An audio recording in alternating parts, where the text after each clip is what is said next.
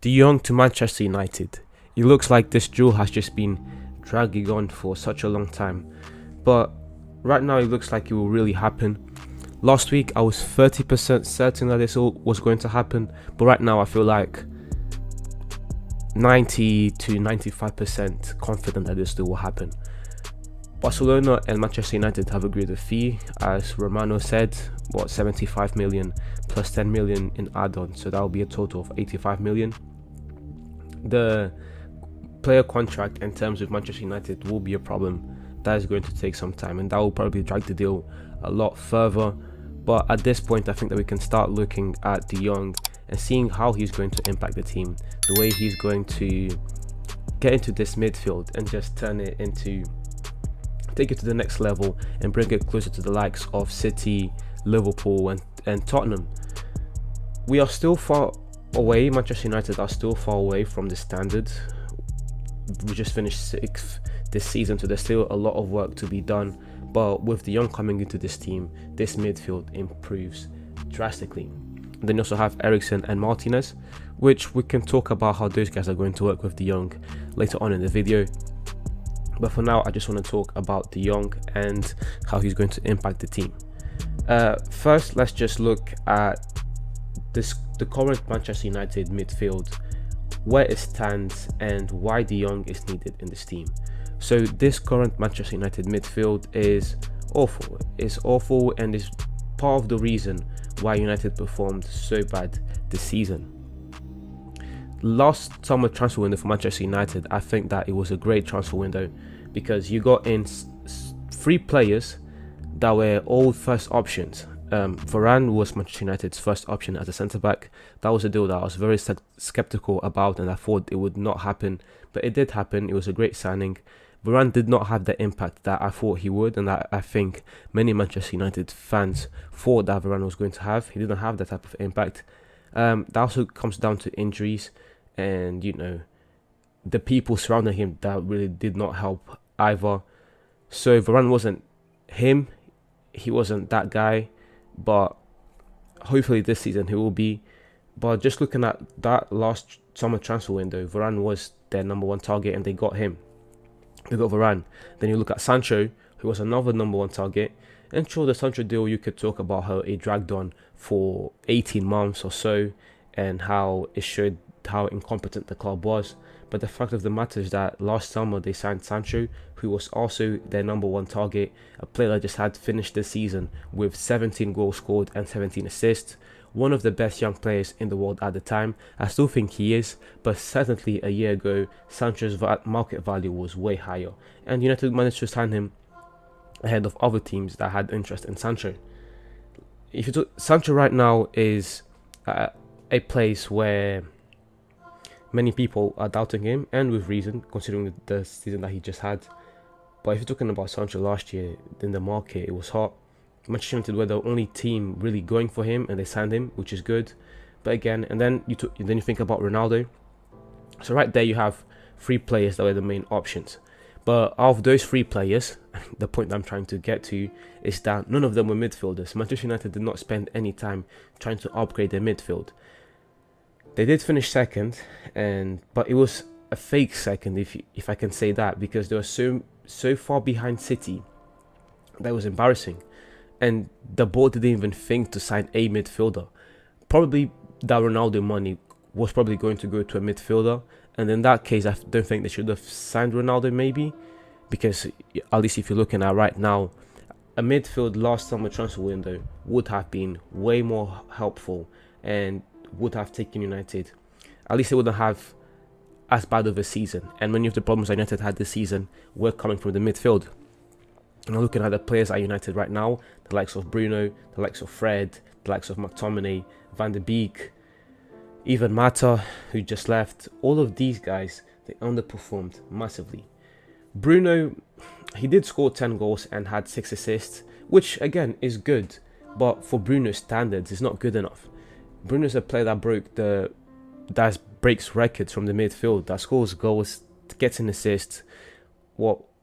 A few seasons ago, no, before last season, He had 26 goals, 10 assists, something like that.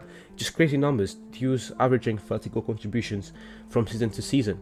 So for him to finish with 10 goals and 6 assists is just not good enough. Fred and McTominay, they just have the same problems that they've always had. They're not good enough, and I'll keep saying this. They are good players, and I still think that they're good squad players, both of them. And I think that Fred, with the coaching that he's going to receive from Ten Hag, is going to be able to take his game to the next level. But McTominay, I don't think McTominay can start for a team of Manchester United's caliber and with the expectations like the club has. He's a great squad player, but he is not the player that you want to start week in and week out. And hence, as I have highlighted all of these problems, you can begin to see why Manchester United needed to sign De Jong. The deal is not done yet, but it is as good as done. Again, I'm 90% sure that this deal is going to happen. Fabrizio Romano has even confirmed that the fee has been agreed. That 10% of uncertainty just comes down to the players' terms, the contract and whatnot, because Barcelona owned De Jong a lot of money. But that will happen. It has to happen. Manchester United have to get it done. Barcelona and United have to come to an understanding on De Jong's contract and how they're going to pay De Jong. But I digress. What De Jong is going to come and bring to this Manchester United midfield, the main thing is going to add, at least in my opinion, is going to be stability. Is going to be a player that can actually hold the ball, a player that can take the ball off the centre backs and play pretty much to anywhere he wants with the quality that De Jong has. A player that can create chances as well, a player that can create from deep, and that's been the main thing lacking. Both Fred and McTominay, although Fred is a quite, I don't say good, but I would say above average ball retriever, and De Jong is not that. I mean, Fred is a way better ball retriever than De Jong. If you're comparing De Jong to the current Manchester United players, De Jong has the lowest successful tackles per 90, at least when talking about success rate. Fred has a 52% success rate at 2.8 tackles per 90, whereas De Jong is only averaging 1.3 tackles per 90 with a success rate of 76.5. So right there and then, you can begin to see that De Jong is not going to be that ball retriever that United need.